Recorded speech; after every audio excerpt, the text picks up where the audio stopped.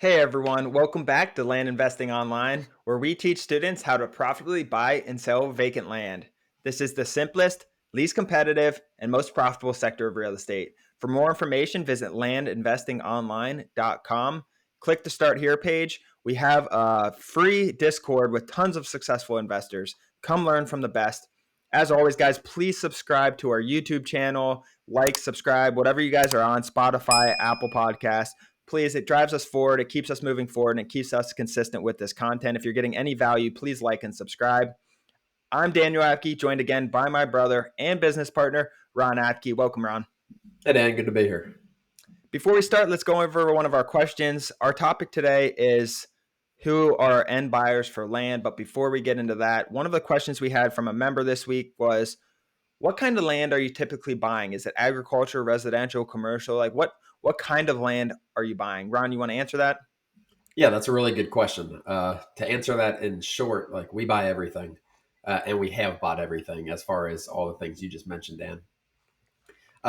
We send mail for commercial land, for agricultural land, for residential land, for hunting land. They can be zoned all different types of things. It's different county to county. Um, but we can evaluate any land deal. I think, Dan, that's something we're very good at, and our systems are in place to do that very well. So we're not discriminating against any type of land. All of them are good to me. If it's a good deal, it's a good deal, and we'll find a way to sell it. Yeah, money's money, and if there's money in the land, if we're getting it under value, I don't really care what kind of land it is. If there's an end buyer for it, willing to pay 100,000, I'll go ahead and buy it any day for 50,000. I don't care what land it is. We're experts in buying and selling land. Although we talk a lot about niches and stuff, we know all land, and we can make it work with pretty much any vacant piece of property. So that's that, and that's what we teach in our course. But let's get into the show. Who are your end buyers for land? And Ron had this as a topic on our sheet, and I saw it. I was like, wow, I get that question all the time, and I've never really put it together on how much I get that. And it all clicked. I was like, I got that question yesterday, literally in person, actually, when I was explaining this business to someone. And why is it that we get that question so much, do you think, Ron? I'm just curious, like, because it comes up all the time. Is it like a sustainability thing? People just saying, who are you selling to?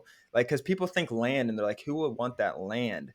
But I think you'd be surprised, like, how many people want land out there or want to put a house on a property or just want land to get away, whatever it is. Why do you think we get that so much, Ron? I think it's just like I don't think many people know people who are like paying whatever $50,000 for 5 acres or something. Um, it's common in the industry, but at the same time, like I said, I don't think many people know a family member, a neighbor, a friend who's spending that kind of money on land as a personal property. Uh, we know so much now, Dan, as far as and our members do, and everyone, like there are so many people looking for land. Um, with housing being such a mess right now as far as affordability, people are looking for land to put mobiles. People want to live on more land. So I think it's just growing, Dan. But the reason I think we get that question is because like if you grew up in a city, like in a suburban area, in a city with houses or whatever, sometimes a tenth of an acre, um, you might not know someone who is going to buy 20 acres out 2 hours from a city. Yeah, especially someone looking for that. Yeah, I mean, when you said that, I started thinking of who I know that I do know one person looking to buy land for hunting, but that's it. And yeah, it is kind of shocking actually. Next time someone asks me that, I'm just gonna look them right in the eye and say why, and try to figure out why. Like right on the spot, just ask them why they're asking that question and try to, because like when they're in that, I'll probably get the answer, and I'm really curious to see. And I bet some people have different answers, but I think you're right. I think that's the main reason there. Um, I think the sustainability question, Dan, comes more on the buy side than the sell side than when we're selling. People ask us about sustainability all the time. Like, are there always going to be people willing to sell land for 50% of market value? Like, yeah, there are. There's 100% gonna always be buyers for land. There is only so much land in this world, in this country, in each state, and it's always going to be a hot commodity in my mind. Yeah, and sustainability, like we're so early in the land business. If you're looking to get into this, people ask us like, is it too late to get into land flipping? Heck no. If it's not too late to get into wholesaling, it's never going to be too late to get into any business model. I don't even care what it is. Like it's like anything. Like right now, anyone can get into land, but as time goes on and it gets more competitive in 10 years, the good people will still be around. It's not like everyone's going to be failing and no one can do land. This business model is sustainable. The people who are doing it well are going to stay there. It's like my friend I was talking to yesterday on wholesaling was like, yeah, the market's changing. I can't get any properties. It seems so diluted, and he's just struggling to get properties, and it's just not the case for us. We have an influx of properties right now, literally an influx, and we're having trouble keeping up with it. It's actually a bottleneck is us evaluating properties because we only have so much time in the day. It's a bottleneck us evaluating properties to approve or decline them, just because there's so many coming in, and that's true. That's actually going on right now. But speaking of our question, who are our end buyers for land? Let's get into how we sell first and then work backwards, because how we sell work backwards to who's buying, right? What they're looking on. So do you want to talk about how we sell, like where we list these properties, Ron, and we'll work backwards from there? Yeah, so and I think we did a full episode on this, Dan. But I love talking about this. I think it's the most important part of the business, and it's something that we struggled with in the last couple of weeks that we've really turned on, and it's changed everything because now we are selling every single property quickly. Um, the key to selling anything, I think, is getting it in front of as many people as possible, marketed correctly. So to do that, you cannot like choose which site to post on for a single posting. Like you need to get it across to everyone. We post on the MLS, which is the realtor, which is the multiple listing service. We post on Facebook. We post in a bunch of Facebook groups. We post in Facebook Marketplace. We post on Craigslist. We post on land.com. We get drone pictures for all these. So the marketing is really important. But if you market really well and don't get it in front of the right people, and when I say market, I'm talking about description, pictures, really showing what the land is. But if you don't get it in front of the right people, it's not going to sell. So that's the name of the game, and that's what we've really. Even if we don't have the best quality pictures, like we had a bad drone person or something like that, we're going to get that up, and maybe we'll get new pictures if it doesn't sell in a month or something. But let you talk about bottlenecks, Dan. Like that was a huge bottleneck for us. Like we weren't selling properties because we weren't on Facebook. I think was the most part, and we just hired someone just to do all that stuff. He does an amazing job. He's been selling properties almost daily. It seems like, to be honest. At least getting But offers daily. exactly, we're getting offers daily, which wasn't happening because we had 50% of our properties posted for sale correctly. Less than that actually, but yeah, I think that's how we sell it in. I think that kind of Well, we sums it get up. it everywhere. That's the thing. Like we don't know. Facebook's definitely helping. We're getting traction from everywhere. And I can hear people screaming, "Why don't you post on realtor.com and Zillow?" So Ron's talking to MLS we post on that gets us on all those sites. So we'll be on the Zillows of the world. We'll be on the realtor.com and Redfin and all of that. That's the MLS. It will get you on all that. So that's what he means with that. So we get on everything. Facebook's really, really big.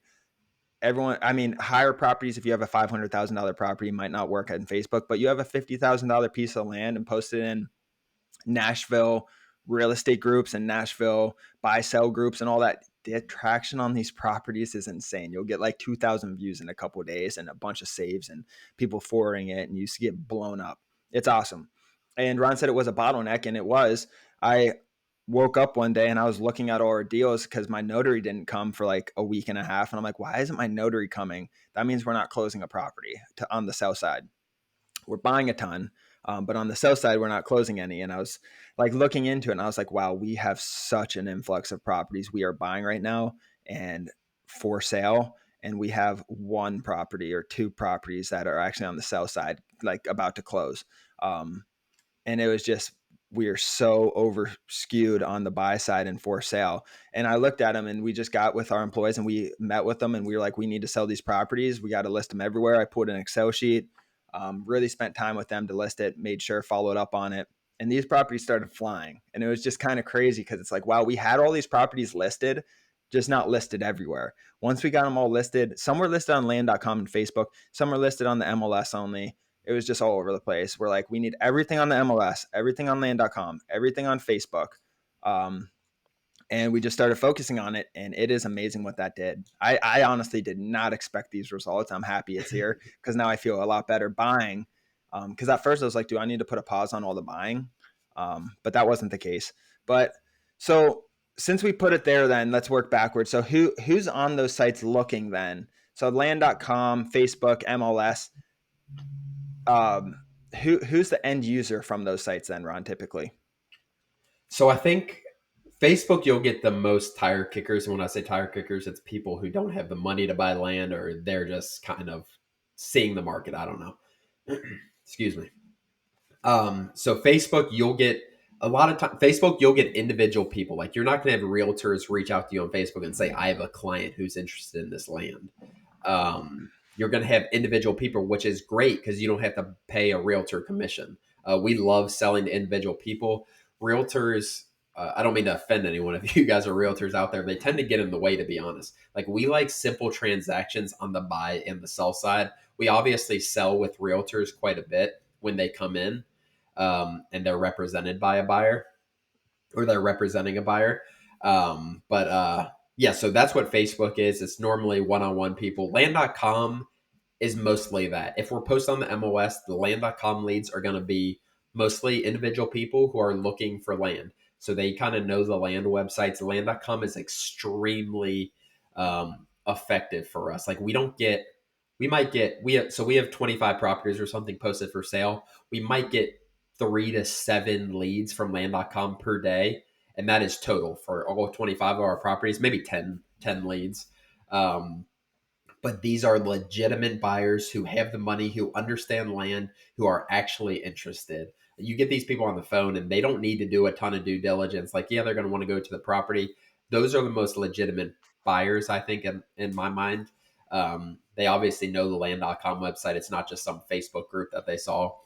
The MLS, you'll almost never get individual people that reach out to you based on the MLS postings. It's going to all be realtors. So someone hired a realtor or chose a realtor to look for a piece of land with some kind of criteria. Let's say it's 5 acres, whatever, 30 minutes from Nashville or hour from Nashville. I'm looking for 5 acres, an hour with it about an hour from Nashville, and they're going to have their criteria. So the realtor knows that criteria, and they're going to reach out to you with interest, asking about pieces, parts of the land, asking what's going on with the land. There's going to be a lot more due diligence typically with realtors, but then you'll get those offers. They're legitimate buyers as well. You'll get those offers coming in from realtors. Sometimes you'll get offers from realtors without even talking to them first, which is great. We got a full price offer last night. He asked for whatever 4,000 under asking. I said no. Then he sent me an offer like 20 minutes later for full price.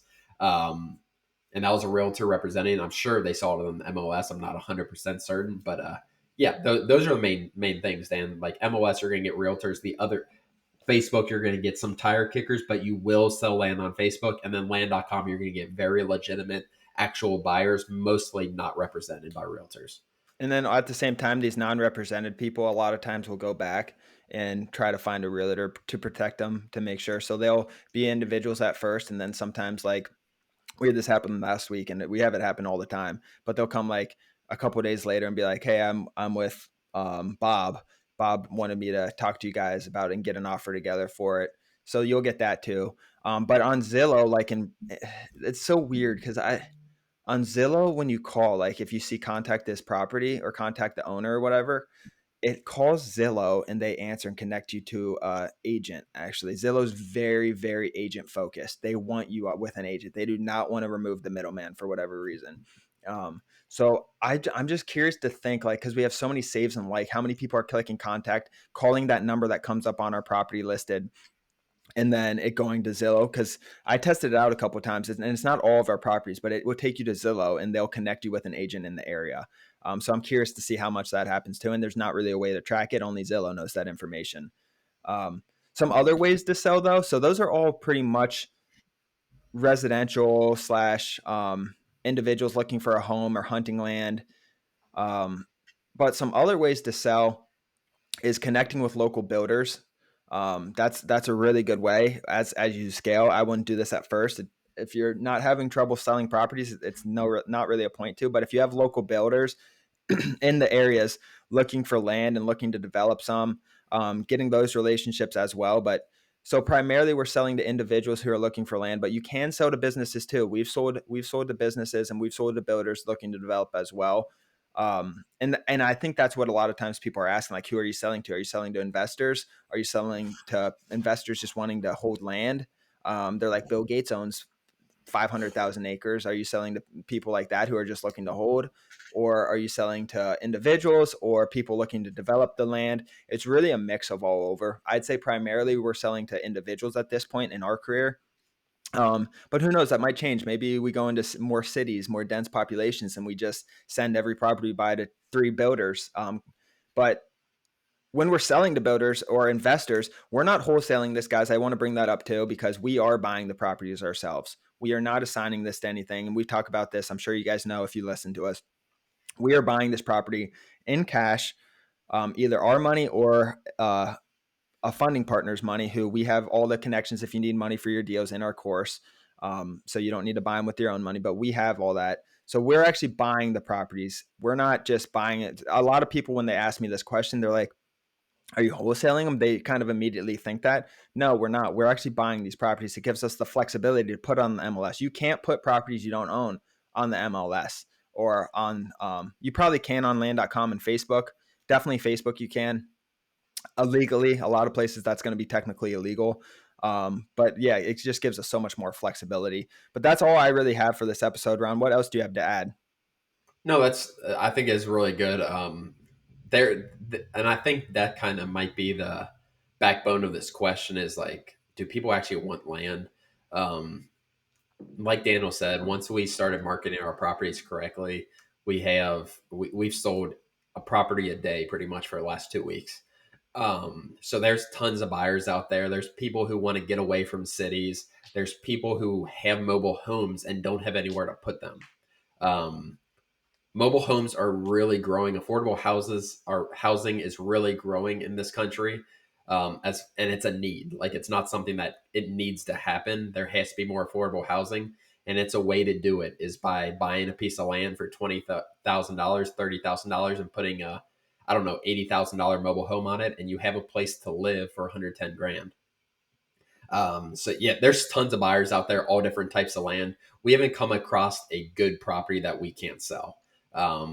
It's anywhere, like places you guys can't imagine. Like with desire, you guys would think it's a lack of desirability as far as a certain area. Like not, we keep saying Nashville, Dan. Like not everything we sell is within an hour of Nashville. There's places all over the country we sell that the normal person wouldn't think there's anyone who actually wants that. But yeah, I think that was a really good episode. Hopefully that cleared some things up for you guys. Go 200 miles west of um, Albuquerque, New Mexico, or 150 miles west of Albuquerque, New Mexico. Drive down a dirt road for another 50 miles and go to just nothing but flat desert, little square properties with absolutely nothing but scorpions and a few cactus.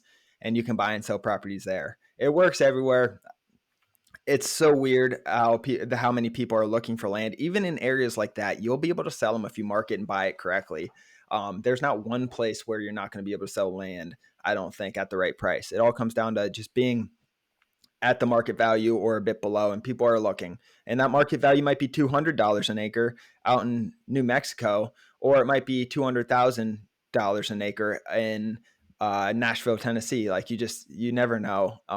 But that's all I have, guys. Thank you for joining. Don't forget, please like and subscribe this YouTube channel. If you're listening on Apple Podcast or Spotify, like and subscribe. It really keeps this content moving forward and keeps us as a company moving forward.